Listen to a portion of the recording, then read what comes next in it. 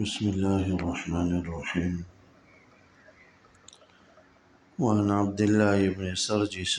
رضي الله تعالى عنه أن النبي صلى الله عليه وسلم قال: السمت الحسن والتؤدة والاقتصاد جزء من 24 جزءا من النبوة. وفي رواية قال: إن الهدي الصالح والسمت الصالح والاقتصاد جزء من 25 جزءا من النبوة۔ حضرت عبداللہ ابن سرجس رضی اللہ تعالی عنہ حضور نبی اکرم صلی اللہ علیہ وسلم کے صحابی ہیں۔ اللہ کے رسول صلی اللہ علیہ وسلم کا ارشاد گرامی نقل فرماتے ہیں کہ السمت الحسن، کہ بہترین عادات اور بہترین اخلاق، والتؤدة، اسی طرح میانہ روی اور اعتدال، والاقتصاد، میانہ روی اور اعتدال، والتؤدة، اور تحمل، بردباری، جلد بازی سے گریز کرنا، یہ تینوں صفات جزء من 24 جزءا من النبوة، نبوت کے 24 کے اجزاء میں سے 24واں جز ہے۔ السمت الحسن، بہترین عادات یا اچھی عادات اور اچھے اخلاق، والتؤدة، تحمل، بردباری، غصے کو پی جانا، جلد بازی سے گریز کرنا، یہ تؤدہ کہلاتا ہے اس کو۔ والاقتصاد، اور میانہ روی اور اعتدال، کہ کسی بھی چیز میں حد سے تجاوز نہ کرنا، ہر چیز میں اعتدال اور میانہ روی اختیار کرنا، اس کو نبوت کے اجزاء میں سے 24واں جز قرار دیا گیا۔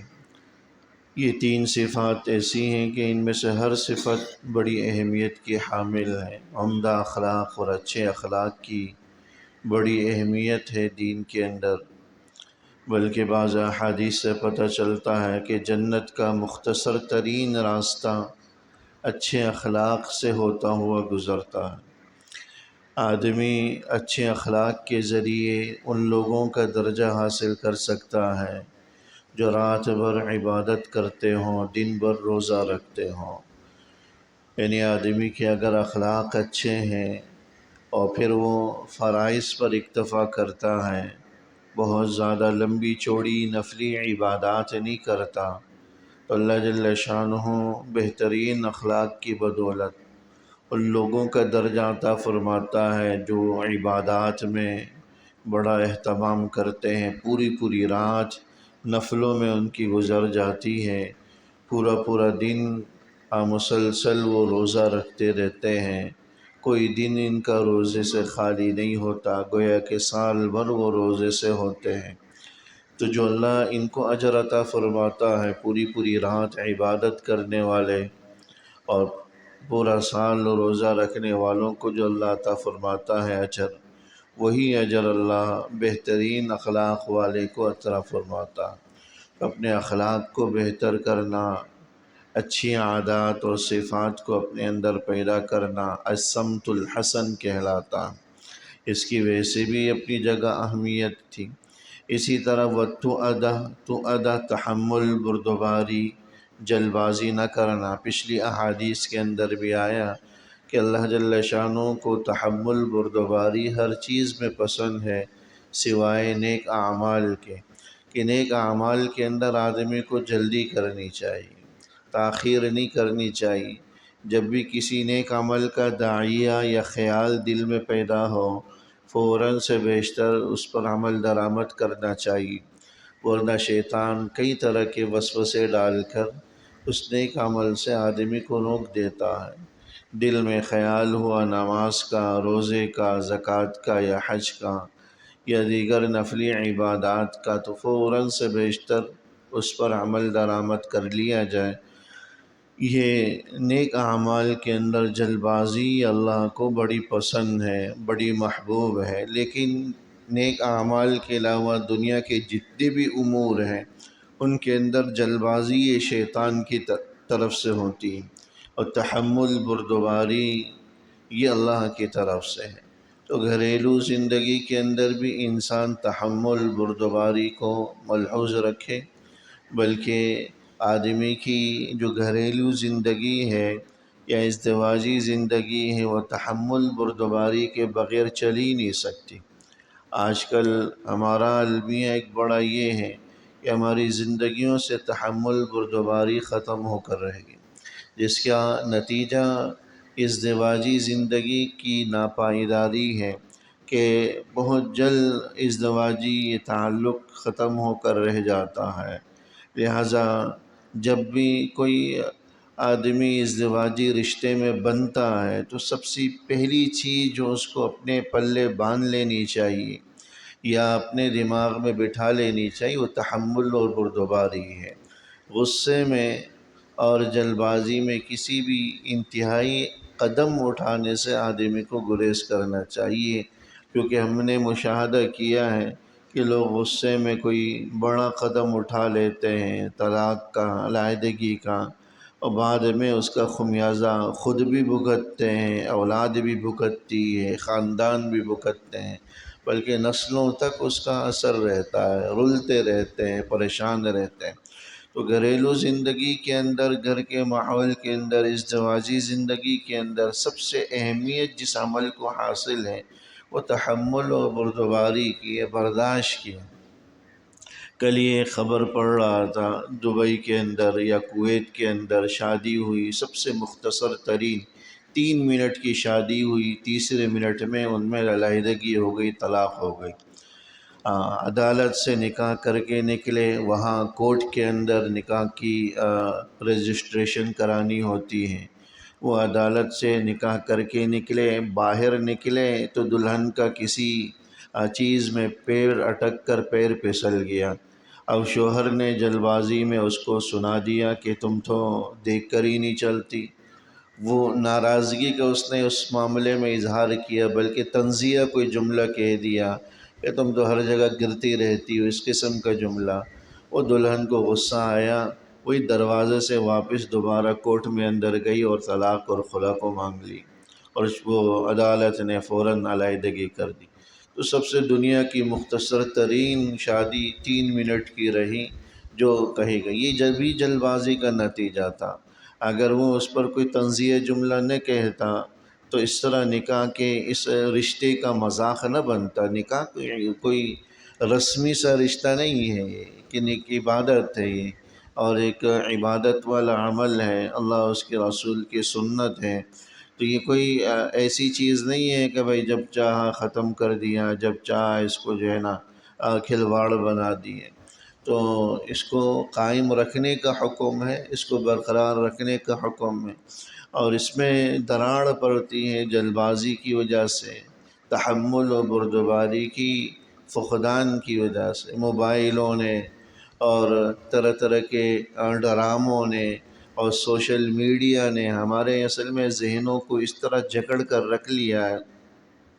کہ لوگ ان چیزوں کے سحر میں اس طرح مبتلا ہیں کہ جو وہاں دیکھتے ہیں فوراً جو ہے وہ اپنی طبیعت میں اس کو ڈھال لیتے ہیں، اس کے مطابق چلنا شروع کر دیتے ہیں۔ تو یہ جلد بازی اور تحمل بردباری کا فقدان ہے، جس سے ہمارا گھریلو ماحول یا گھریلو زندگی برباد اور تباہ ہو کر رہ گئی ہے۔ ان گنت واقعات آپ کو اپنے گرد و پیش میں نظر آئیں گے۔ وہ تو عادت، اس لیے فرمایا گیا تحمل بردباری یہ ہر عمل کے اندر اللہ کو پسند، ٹھیک ہے، غصہ آ رہا ہے، طنز آ رہا ہے اور طنزیہ جملہ بھی زبان میں آ رہا ہے، لیکن فی الوقت اس کو پی جائیں، آپ فی الوقت اس کو برداشت کر لیں، اور معاملے کو ختم کرنے اور رفع دفع کرنے کے لیے خاموشی اور سکوت کو اختیار کریں،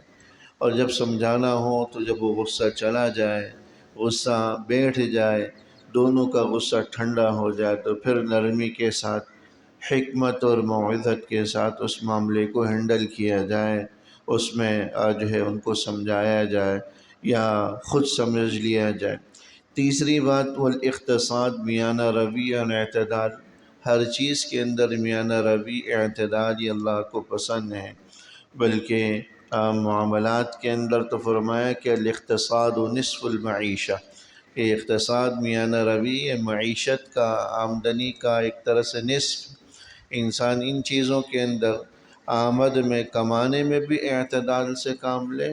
بے اعتدالی کمانے میں بھی جائز نہیں ہے کہ بے اعتدالی کمانے میں اس طرح ہے کہ حلال و حرام کی تمیز ختم کر دی، یا کمانے میں اس طرح لگ گئے کہ عبادات، بندوں کے حقوق کی ادائیگی کی فکر ہی ختم ہو گئی، اور نہیں اللہ کے حقوق ادا ہو رہے ہیں، نہیں بندوں کے حقوق ادا ہو رہے ہیں، کہ دن اور رات لگے ہوئے ہیں، گھر والوں کو، بیوی بچوں کو کوئی حق اور کوئی وقت نہیں دیا جا رہا۔ آج ہمارا ایک بڑا المیہ یہ بھی ہے کہ لوگ کمانے میں اس طرح لگے ہوئے ہیں کہ بیوی بچوں کو وقت ہی نہیں دیتے، حالانکہ ان کا حق صرف کھانا کھلانا نہیں ہے، ان کو کپڑے پہنا دینا نہیں ہے، ان کو رہائش دے دینا نہیں ہے، یا جو ہے ان کے ساتھ صرف زوجیت کا تعلق قائم کرنا نہیں ہے۔ اللہ نے اس کو شریک حیات بنایا ہے، اولاد ایک ذمہ داری بنائی ہے، ان کو مستقل وقت دینا، اور جو ہے اپنے اوقات میں دنیا میں جتنے بھی مصروف ترین گزرے ہیں، شخصیات گزری، اگر ان کی زندگیوں کا مطالعہ کیا جائے تو ان کے معمولات میں ایک معمول یہ بھی ہوتا ہے کہ وقت کا 24 گھنٹے کا ایک وقت اپنے گھر والوں کے لیے وقف کرتے تھے۔ خود حضور علیہ السلام کا معمول احادیث میں آتا ہے، عصر سے لے کر مغرب تک کا دورانیہ یہ گھر والوں کے لیے وقف ہوتا تھا، یعنی اس میں بیٹھ کر ہلکی پھلکی باتیں کرنا، گپ شپ کرنا، یہ وقت اس میں ہی صرف ہوتا تھا۔ اگرچہ گھر میں ہی وقت گزرتا ہوگا اور بھی وقت گزرتا ہوگا، لیکن اس میں بیٹھ کر بس گپ شپ، باتیں، دل لگی کی باتیں ان اوقات میں صرف ہوتا۔ حضرت شیخ الاسلام مفتی تقی عثمانی صاحب دامت برکاتہم، ان کے معمولات کے اندر بھی ہم نے پڑھا، اور ان کی گھر والی کا ایک انٹرویو آیا تو اس میں بھی انہوں نے بتلا لگے کتنی مصروف شخصیت ہیں، عالمی شخصیت ہیں، لیکن عصر سے مغرب کا وقت گھر والوں کے ساتھ بیٹھ کر ہلکی پھلکی باتیں کرنا، گپ شپ کرنا، اور ہنسی مذاق پر مشتمل باتیں کرنا، اس دوران کوئی نصیحت والی بات آ گئی تو وہ کر لینا، کوئی کتاب تھوڑی سی پڑھ کر سنا دینا، بزرگوں کی زندگی کے حالات کا کچھ سلسلہ ان کے سامنے بیان کرنا، یہ ان کے معمولات کے اندر تھا۔ یہ بچوں کی، اہل و عیال کی تربیت میں کلیدی کردار ادا کرتا۔ تو اقتصاد ہر چیز میں انسان اعتدال رکھے۔ تو فرمایا کہ یہ نبوت کے اجزاء میں سے تو بھی 24واں جز ہے۔ نبوت یعنی اللہ جل شانہ نے نبی کو جو صفات اور اخلاق اور اوصاف عطا کیے، عام آدمی اس کا اگرچہ مقابلہ نہیں کر سکتا، لیکن نبی کو جو خاص اوصاف دیے گئے ہیں ان میں سے ایک یہ 3 بھی ہیں: السمت الصالح، اچھے اخلاق، تحمل، بردباری، اور میانہ روی۔ یہ بھی نبوت کو، نبی کو ملنے والے اوصاف میں سے ہے۔ گویا کہ جس آدمی کو اللہ یہ صفات عطا کر دیتا ہے، جو نبی کو اللہ نے اوصاف خاص اپنے خزانے سے عطا کیے ہیں، اس کا کچھ حصہ اس آدمی کو بھی مل جاتا ہے۔ یہ مطلب نہیں ہے کہ نبوت کا کچھ حصہ یا نبی بن جاتا ہو، نعوذ باللہ، یہ مطلب نہیں۔ نبی کو اللہ نے جو عمدہ اخلاق سے نوازا ہے یا خاص صفات سے نوازا ہے، اس کا کچھ حصہ، کچھ جز اس کے حصے میں آ جاتا ہے۔ یہ مطلب اس جملے کا علماء کرام نے بتلایا ہے۔ اللہ جل شانہ عمل کی توفیق نصیب فرمائے۔ ربنا تقبل منا انك انت السميع العليم وتب علينا انك انت التواب، وصلى الله تعالى على خير خلقه محمد وعلى آله